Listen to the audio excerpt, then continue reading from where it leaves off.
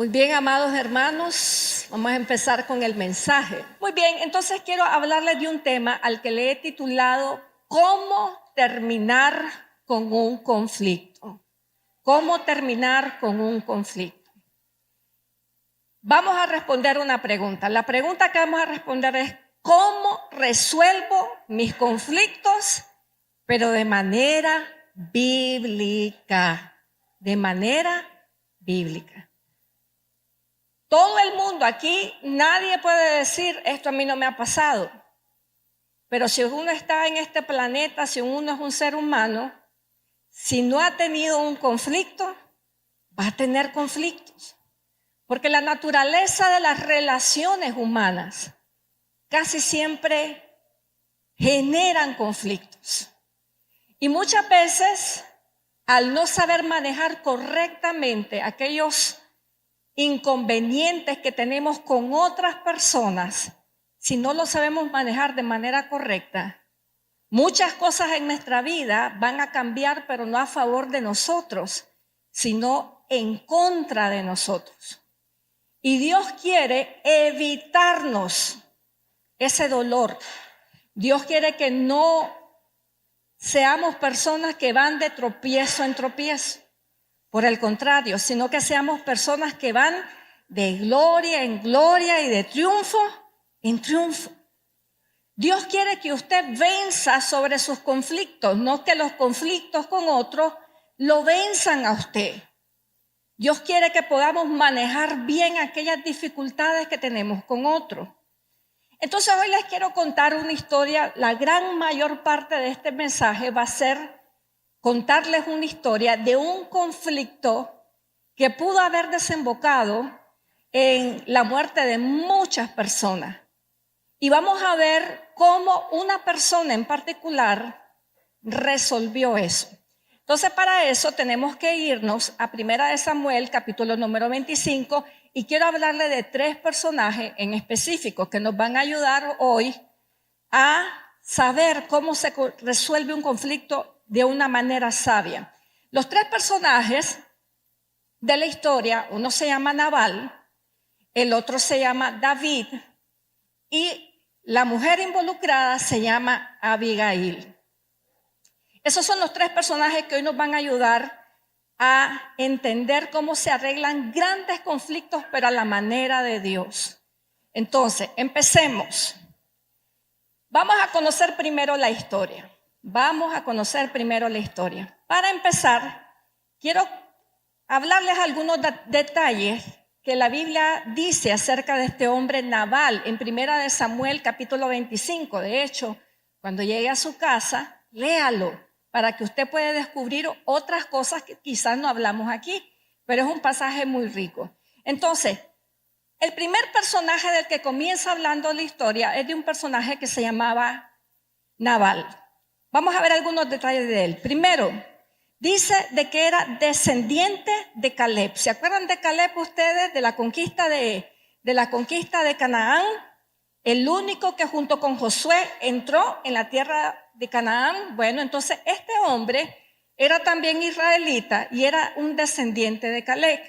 La segunda cosa que dice la historia acerca de este personaje es que era un hombre muy rico y describe aquí cuál era el nivel de su riqueza. Y dice que este hombre tenía 3,000 ovejas y también tenía 1,000 vacas. O sea, era un ganadero, pero de alto rango, un ganadero con verdadero ganado. No tenía una vaquita por allí, una ovejita para acá, o sea, 3,000, imagínense.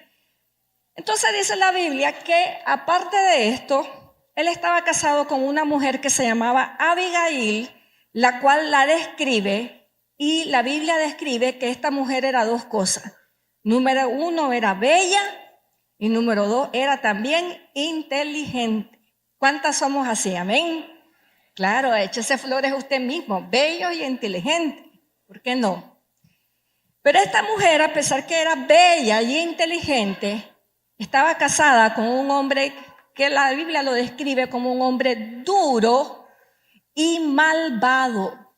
Un hombre duro y malvado, para que vean que las mujeres bellas e inteligentes también se casan mal. Tal vez usted dice, ay, esto me pasó por bruta, dice uno.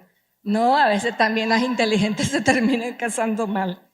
Aunque obviamente no era el contexto de la época, las mujeres muchas veces no tenían opción, eran elegidas, ¿verdad? Ahora, esta es la descripción del primer personaje, de Nabal. El segundo personaje es David. David en ese entonces no era rey. Recuerda que la Biblia nos lleva a través de la vida de David en 3 etapas. Una en su niñez como pastor de ovejas, su adolescencia, su juventud. Luego vino una etapa donde él fue principalmente prófugo del rey Saúl y donde por muchos años se dedicaba a estar con un grupo de hombres, a liderar un grupo de hombres que eran nómadas, hombres que no tenían un hogar, una tierra fija, sino que andaban de un lado para otro con él. Este grupo de hombres luego llegaron a ser parte de su ejército y no era un grupo pequeño. Se cree que por lo menos David lideraba entre hombres y mujeres por lo menos a unas 1000 personas, para darles solamente un aproximado. Entonces, esta era la etapa del rey David. Andaba huyendo del rey Saúl, pero él era el líder de un grupo de hombres nómadas. Entonces, vamos a empezar a relatar lo que pasó ahí. Veamos a 1 Samuel capítulo 25, va a leer conmigo algunos pasajes muy importantes. Dice que un día David envía a 10 de sus criados a visitar a Nabal y les dijo, vayan a Carmel y saluden de mi parte a Nabal, díganle, que la paz sea contigo y con tu familia, que la paz sea con todas tus posesiones. Aquí estamos viendo a un David, ¿verdad? Con un buen mensaje, un hombre con protocolo, y luego le dice, diles a estas personas que nosotros por medio de tus pastores que han estado con nosotros, he sabido que están trasquilando tus ovejas. Los hemos tratado bien y nada les ha faltado en todo el tiempo que han estado en Carmel. Pregúntales y te lo dirán. Espero que estos jóvenes sean dignos de tu bondad y lleguen a ti en un buen momento. Por favor, dales lo que tengas a la mano, así ayudarás a tu hijo David. Entonces David manda a 10 hombres a decirle a Nabal, miren, nosotros hemos estado con sus pastores y les hemos ayudado a ellos. Los hemos protegido, no hemos dejado que ellos pierdan ni una sola de tus ovejas. Pero aparentemente David estaba pasando por un momento donde no tenía que darle de comer a los que lo acompañaban y manda a pedirle como intercambio por todos los favores que él había hecho un poco de comida. Ni siquiera le estableció cuánta comida le iba a dar, sino que le dice, danos lo que tú puedas. Entonces aquí uno comienza a ver de que David tenía una gran expectativa. David creyó de que al haber hecho todo esto por Nabal, al haber cuidado de sus pastores, al haber protegido sus rebaños, al haber hecho todo lo que hizo por él, Nabal iba a responder de una manera agradecida. Y que Nabal iba a decir, si es cierto, si este hombre me ha cuidado a mis ovejas, a mis pastores, lo que le está pidiendo es justo, se lo voy a dar. Lo que no sabía David es que muchas veces las expectativas, tener expectativas, muchas veces matan. De hecho, dicen de que el secreto de la felicidad es no tener expectativas. En el momento en que uno comienza a esperar, ¿verdad? De la gente, a esperar que le paguen bien por bien, uno ya de una u otra manera se sujeta a decepción. Dicen que el secreto de la felicidad es no tener expectativa. Y entonces David tenía en este momento que aprender una lección. No toda tierra en donde uno siembra semilla va a ser fértil. Y eso es algo que nosotros debemos también de saber. No todos los lugares donde uno sembró va a recoger. A veces uno siembra bondad, Siembra amor, siembra servicio, siembra cosas en la gente y no todo el mundo va a ser tierra fértil. Entonces, David manda a sus hombres con esta gran expectativa, pero Nabal, vamos a ver qué pasó y cuál fue la respuesta de Nabal. La Biblia dice que cuando llegaron estos hombres y le dijeron a Nabal lo que David les había mandado a pedir, Nabal tuvo una respuesta y le dijo: ¿y quién es ese David? ¿Quién es ese? Quizás algún día usted se sorprendió por alguien que le dijo: ¿y quién es esa? ¿Quién se cree? Bueno, también a David le hicieron una respuesta así. ¿Y quién se cree? ¿Quién es ese David? ¿Quién es ese hijo de Jesse? Hoy día se andan muchos criados que andan huyendo de sus amos. Y entonces mire las palabras de Nabal: ¿acaso voy a quitarle a mis esquiladores el pan, el agua y la carne que he preparado para ellos y dar toda esa gente que no sé ni de dónde son? En esa respuesta usted va a ver tres cosas particulares. Número uno, que Nabal no le dio ninguna importancia a David. Y hay gente que es así.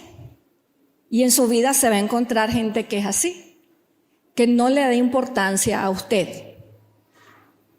Esto es parte del ser humano, de la existencia humana. Gente que uno dice: yo soy importante para esa persona, porque yo he hecho esto por esa persona. Pero al otro lado de la cuerda, la persona va a decir: ¿y ese quién es? ¿Quién se cree para que yo le quite a mi gente y se lo dé a ellos? Número uno, no le da ninguna importancia a David. Número dos, tampoco le da ninguna importancia a lo que David había hecho por él. O sea, le dicen: miren todo lo que, ¿quién es ese? Ni siquiera me doy por enterado. Número tres, en esta respuesta se mira que este era un hombre que estaba enfocado solamente en lo suyo. A él no le importaba lo que pasaba con otros, ni las necesidades de otros. Este era un hombre que iba a resolver solamente los asuntos relacionados a sus conveniencias. Como también en la experiencia humana nos encontramos muchas veces hasta con familiares que son así. Y número cuatro, se mira aquí que no tenía ni agradecimiento ni deseo tampoco de pagar bien por bien. Entonces, esta es la experiencia de Nabal. Y aquí pongo una nota: en la vida usted se va a encontrar gente así. Muchas veces hasta sus propios hijos. David tuvo que pasar una experiencia así aún con su propio hijo, que dice las escrituras que un día amaneció y dijo: ¿sabe qué? Ya se pasó el tiempo de que este hombre sea rey de Israel, ahora me toca a mí. Y dice la Biblia que persiguió a su papá, lo sacó del trono. Bueno, y todo eso fue un desastre. Es parte de la vida. Entonces viene David, cuando le dan esa respuesta, usted diría que por ser David un hombre conforme al corazón de Dios, dijo David: bueno, pues ahí dejémoslo, ni modo, nosotros le servimos, ahí lo vamos a dejar, no busquemos conflicto. Eso haría una persona de Dios, amén. Recuerde de que David fue denominado como el hombre conforme al corazón de Dios. Pero resulta ser que el hombre conforme al corazón de Dios todavía estaba en un proceso de formación. Y cuando él recibe esa respuesta, mire lo que dice. Entonces David dijo a sus hombres: tomen sus espadas. Eso no se va a quedar así. O sea, David no iba a devolver palabra por palabra. Esto había sido una humillación tan grande para él, que él dijo: ¿sabe qué? Esto aquí no se va a quedar. Y le dicen a sus hombres: agarren todas sus espadas, que vamos para allá. Y entonces todos ellos lo hicieron así, lo mismo que David. No solamente le dicen los hombres, a ver, vamos a ir a poner esto, sino que él mismo toma su espada. Y mire la cantidad de hombres que sale con David. Dice, y salieron tras David como 400 hombres, dejando con el bagaje a 200 de ellos. Ahorita en este momento, aquí en la iglesia, estamos 400 y pico de personas más o menos. Imagínese que ahora alguien le diga a usted, por ejemplo, yo que estoy con el micrófono, ¿sabe que tengo un problema con un fulano? Levantémonos todos y vámonos ahí a la casa de esa persona, que vamos a poner las cosas en... ¿Qué pasaría con la persona que ve venir a un grupo tan grande como todos aquí, llegar a su casa porque va a enfrentar un conflicto de sangre? Porque esto ya se había convertido en una cosa de sangre. Y entonces ahí estaba David, el hombre de Dios. En otras palabras, este hombre se deja llevar por sus emociones. David se dejó llevar por la emoción. O sea, él estaba humillado, se sentía enojado, y la manera que él tenía para resolver ese conflicto era: agarren sus espadas que vamos para ese lugar y ahí no va a quedar nadie. Entonces, uno de los criados de Nabal escucha lo que va a pasar. Y no corre a Nabal, sino corre hacia Abigail, que es la mujer bella e inteligente. Y va donde esta mujer y le advierte lo que viene en camino. Viene un ejército de 400 hombres armados con espadas a tomar venganza. Leamos un poquito lo que dice aquí.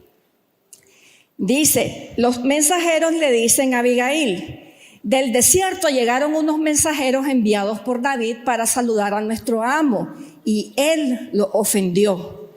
Esa gente nos ha tratado bien cuando hemos estado con ellos en el desierto. Nunca nos trataron mal, ni nunca faltó nada cuando estuvimos en el campo. O sea, los mismos siervos de Nabal reconocían que los habían tratado bien. Y luego dice, nos brindaron protección en todo momento mientras apacentábamos la oveja. Y le dice este siervo a Abigail: piensa bien lo que vas a hacer, porque David ha determinado darle un escarmiento a nuestro amo y a toda su familia. Nuestro amo es tan malvado que ni siquiera se le puede hablar.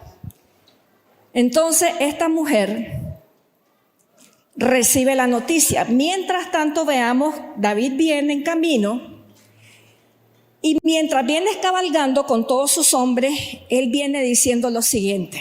David iba diciendo: en vano hemos cuidado todo lo que Nabal tenía en el desierto. No le quitamos nada de lo suyo, y sin embargo él nos paga mal por todo el bien que le hemos hecho. Que Dios castigue a nuestros enemigos, y más aún, dice, pero entre hoy y mañana voy a destruir, dice David, todas sus propiedades, y a todos sus hombres les voy a quitar, ¿qué dice? La vida. Mire, el hombre estaba furioso, estaba verdaderamente furioso. ¿Cómo se solucionó este conflicto? Bueno, Dios usó a la mujer. Dios usó a Abigail. Entonces vamos a ver algunas lecciones de una persona que resuelve conflicto, para que la próxima vez que usted y yo enfrentemos conflictos podamos seguir ese mismo proceso de pensamiento, y que nuestros conflictos en la vida no se hagan más grandes de lo que deberían de ser.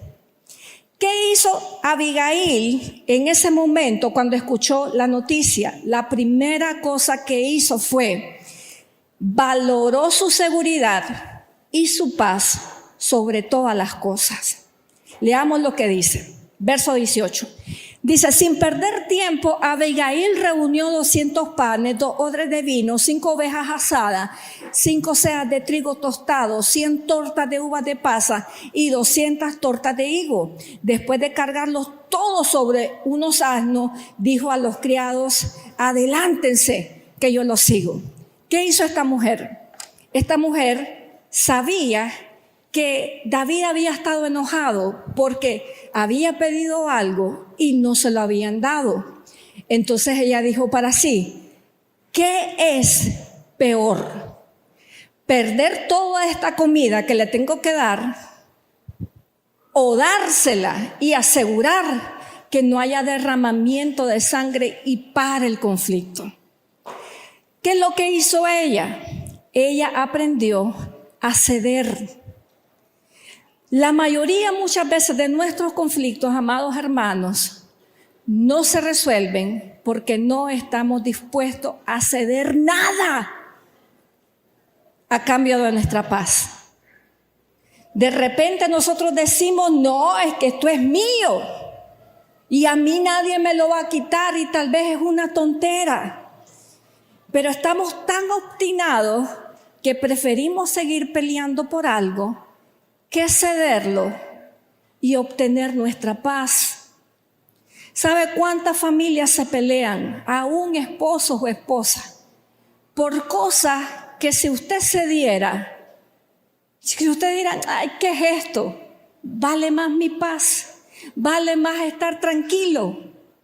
Si uno tuviera esa capacidad de no prestar tanta atención a lo material, mire, sus relaciones y sus conflictos no pasarían años. ¿Sabía que hay gente, hermanos, hermanas, peleadas por años por una herencia? Y cuando uno le dice, ¿pero qué es la herencia? Tal vez es un vestido que la difunta mamá dejó por ahí y entonces los dos se han peleado por la herencia, porque ellos querían ese vestido. Y nadie está dispuesto a ceder. En este caso, esta mujer reconoció y dijo, ¿sabe qué? Eso es lo que quiere, se lo vamos a dar. Y se apuró y dijo, ¿sabe qué? Y mire todo lo que describen las escrituras que dijo. Le reunió 200 panes, odres de vino, 5 ovejas asadas, 5 cestas de trigo tostado, 100 tortas de uva de pasa, 200. Eso no era cualquier cosa. Pero ella estuvo dispuesta a cederlo con tal de recuperar la paz y solucionar un conflicto. La próxima vez que tengamos un conflicto con alguien, pensemos, esto que estoy queriendo retener, esto que está causando este conflicto entre esa persona y yo, ¿vale la pena? O mejor cedo. Y hay que se lo lleve, hay que lo agarre. Mire, cuando Jesús comienza a hablar acerca de cómo debemos de tratar con los enemigos, porque de una u otra manera a veces uno tiene enemigos hasta de gratis, ¿no? Uno no ha hecho nada, pero se declaran enemigos de uno. Y nos pasa. Entonces un día Jesús comienza a decirle a sus discípulos qué hacer cuando tengan enemigos. Uno no debería de ser enemigo de nadie, pero no puede evitar que otras personas sean enemigas de uno. El cristiano no debería de tener enemigos, porque a paz nos llamó Cristo. Amén. Pero aunque usted no quiera ser enemigo, hay realidades que hay gente que la agarra con usted y se declara su enemigo sin que usted le haya hecho nada. Entonces Jesús enseña un principio. Y en Lucas, vamos a ver en Lucas capítulo 6, verso 29, Jesús comienza a hablar de cómo se debe de tratar con gente que se declara enemiga de uno. Y miren lo que dijo Jesús aquí. Al que te hiera en una mejilla, ¿qué dice? Preséntale también la otra. Al que te quite la capa, ¿qué dice? Ni aun la túnica le niegues. A cualquiera que te pida, dale. Y al que tome lo que es tuyo, no le pidas que te lo devuelva. ¿Cuál es el principio aquí? El principio de ceder.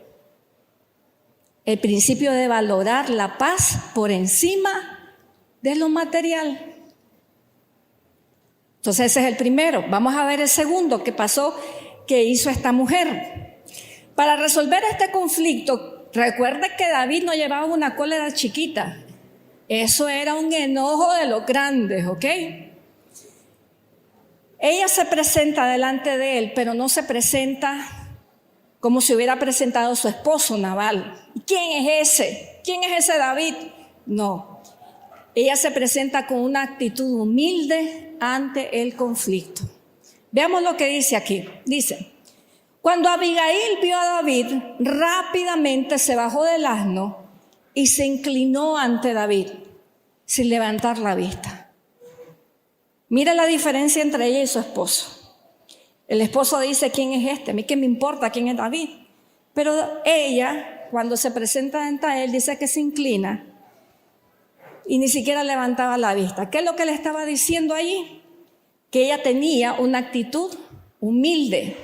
Y luego le dice, luego se arrojó a sus pies mientras decía: Señor mío, que caiga sobre mí el pecado de mi esposo. Pero antes te ruego que me permitas hablar. Escucha a tu humilde servidora. Y eso es algo, mira hermano, que a todos nos cuesta hacer. Estar con una actitud humilde ante un conflicto.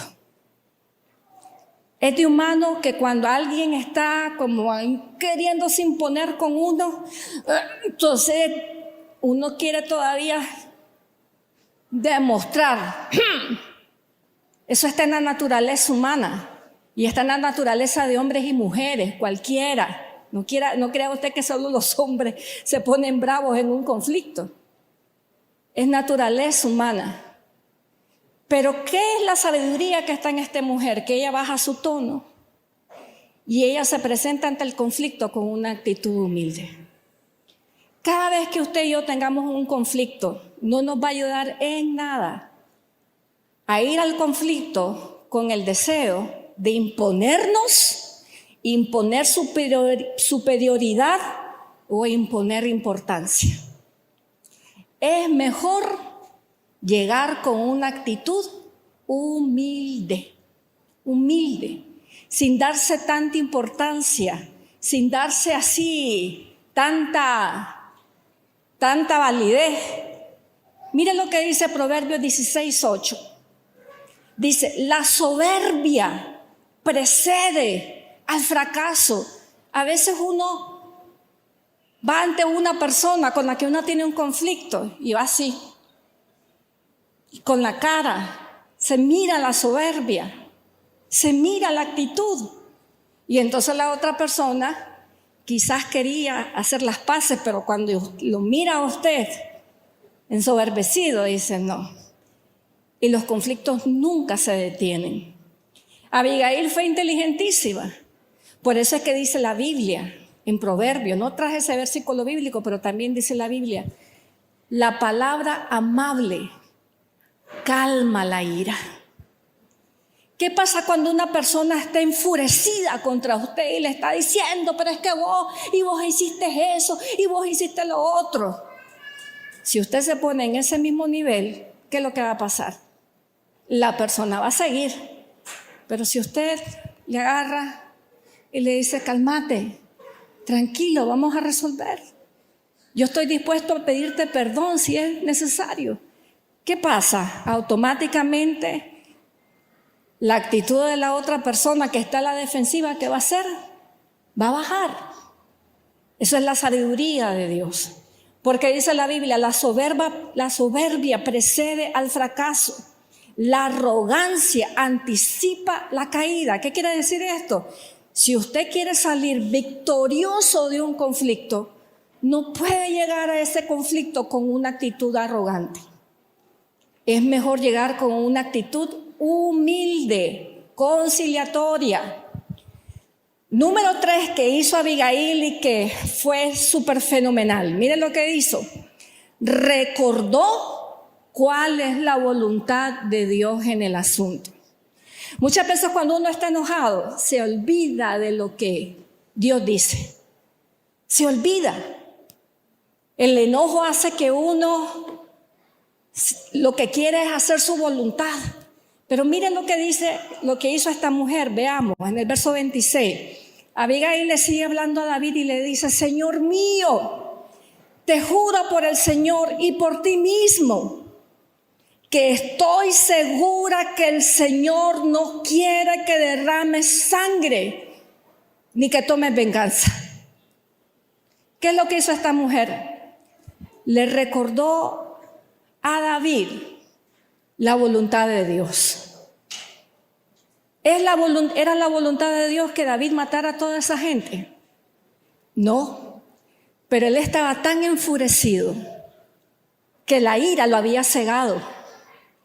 Entonces solo una mujer, solo una persona que podía recordar cuál era la voluntad de Dios, podía recordarle a él de que no podía hacer eso. ¿Sabe? Cuando nosotros estamos en medio de un conflicto, cuando está en medio de un conflicto, póngase a pensar. Trate de pausar y decir, Dios quiere que yo le conteste a esta persona como le quiero contestar. Es la voluntad de Dios. Si yo hago esto, ¿Dios me aplaudiría? ¿O me diría, no pasaste el examen? ¿Es la voluntad de Dios que yo pegue este grito para dejar las cosas en su lugar? Es la voluntad de Dios. ¿Sabe qué? En el momento en que usted se cuestiona y se hace esa pregunta a sí mismo, algo pasa dentro de usted. Algo va a pasar.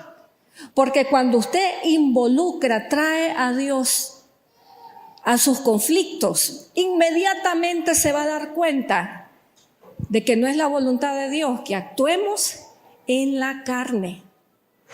Y esto fue algo que hizo ella. Ella le recordó a David, le dice, estoy segura que no es la voluntad de Dios que usted vaya a derramar sangre. Mire lo que dice Mateo 5:9. ¿Qué es la voluntad de Dios cuando usted y yo estamos en un conflicto con alguien? Sencillo. Dice la Biblia, Dios bendice a los que procuran la paz, porque serán llamados, ¿qué dice? Hijos de Dios. ¿Sabe? Si usted en medio de su conflicto cede y dice, no es la voluntad de Dios que yo esté peleando con esta persona. Y digamos que usted cede algo que es importante para usted. Mire la promesa del Señor, dice, Dios bendice a los que procuran la paz. Dios se lo va a multiplicar, va a bendecirlo, le va a regresar lo que usted está perdiendo. Pero muchas veces, como no creemos que Dios tiene poder para bendecirnos, peleamos por lo que no queremos dejar ir horriblemente. Y entonces aquí dice, Dios bendice a los que procuran la paz porque serán llamados hijos de Dios. Así que en el próximo conflicto que usted tenga en su vida, recuerde, piense, ¿es la voluntad de Dios que yo resuelva este asunto como lo quiero resolver? ¿O diciéndole las verdades en su cara a esa persona? ¿O mejor me quedo callada y dejo que Dios me defienda? ¿Es la voluntad de Dios? Y yo no sé por qué él pasó, porque yo voy a la mitad del mensaje. Dele, porque cuando comienza a tocar piano, hasta me inspiro más, me siento más inspirada. Número 4, mira lo que hace Abigail, dice la Biblia, se disculpa por la ofensa. Hace como 3 o 4 miércoles mi esposo les habló acerca de la importancia que es pedir perdón. Esta mujer cuando llega, le dice a David, mira qué importantes las palabras que ella le dice. Mire los presentes que tu servidora ha traído, son para los hombres que vienen contigo. Y ella hace algo, dice, y por favor, dice, perdóneme si te he ofendido. En ese momento, algo pasó en el corazón de David. Ella no tenía por qué pedir perdón, pero recuerde, ella estaba casada con el hombre que había ofendido a David. Ellos eran una sola carne. Cuando lo ofendió David, era como que lo hubiera ofendido ella también. Y ella asume la responsabilidad. Sabe que David está ofendido y entonces que lo que necesitaba realmente era una disculpa.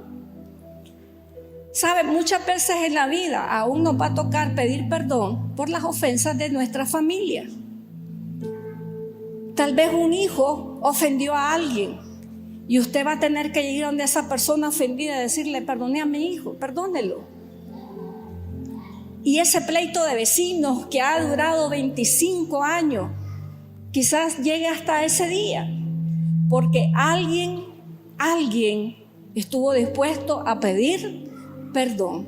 Y esta mujer le dijo a David: por favor, le dice, perdóneme si lo he ofendido. Mira qué palabras más sencillas, duras de decir, pero muy importantes. Número 5.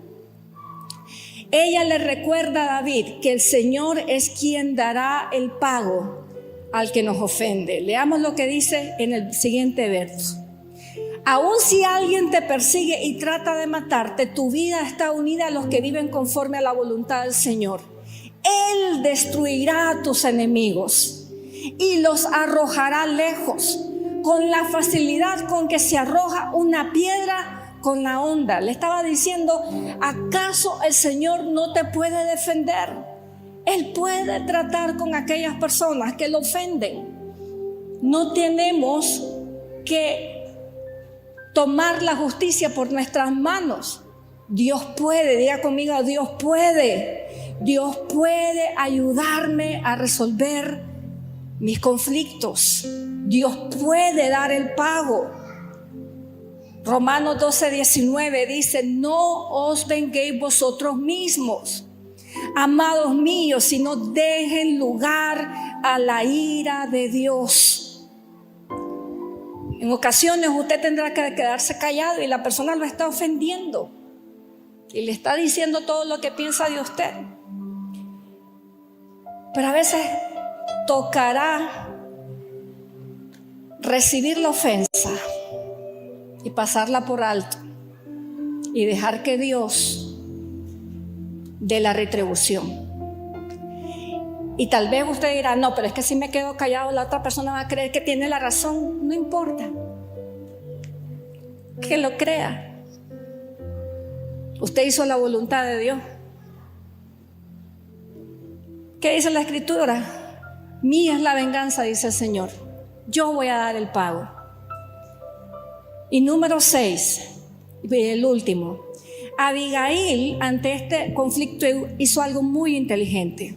Número 6, ella prevé y protege el futuro de los involucrados.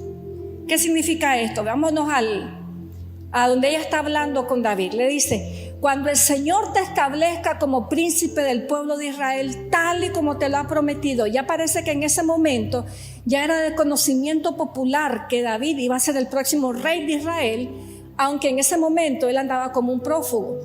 Pero ya había un reconocimiento hacia dónde iba él. Y le dice: cuando llegues a ese momento de tu vida, ningún remordimiento empañará tu dicha. ¿Sabe? A veces cuando uno está actuando, cuando uno está vengándose, tomando la venganza y poniendo las cosas en su lugar, no considera que en el futuro va a tener remordimientos de los que se va a arrepentir y que le va a empañar la dicha de su alma. Y que va a andar, y mire, una vida con remordimiento es una vida infeliz.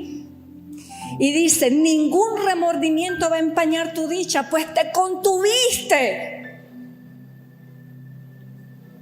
Cuando usted se contiene, amados hermanos, cuando usted se contiene su ira, usted no va a arrepentirse, ni va nunca a tener remordimientos por haberse contenido.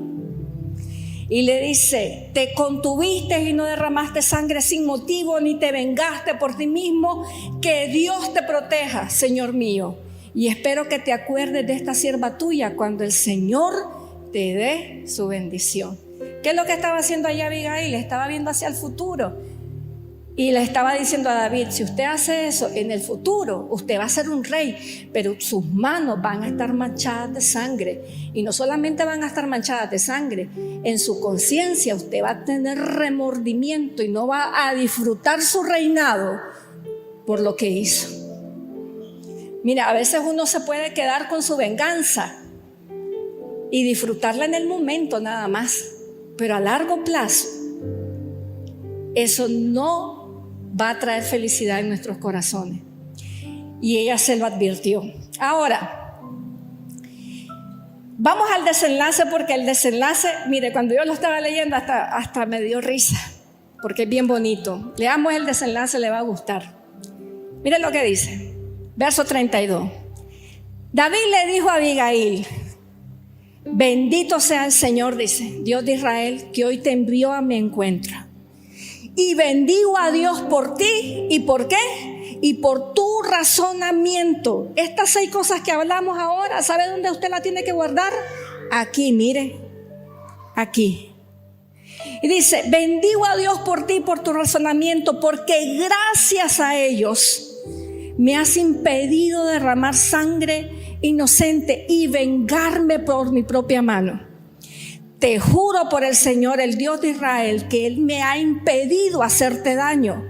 Si no te hubieras apresurado a venir hoy a mi encuentro, dice, si no te hubieras apresurado para venir a mi encuentro, entre hoy y mañana, tu esposo Nabal se habría quedado sin sirvientes, pues todos estarían muertos, le dice.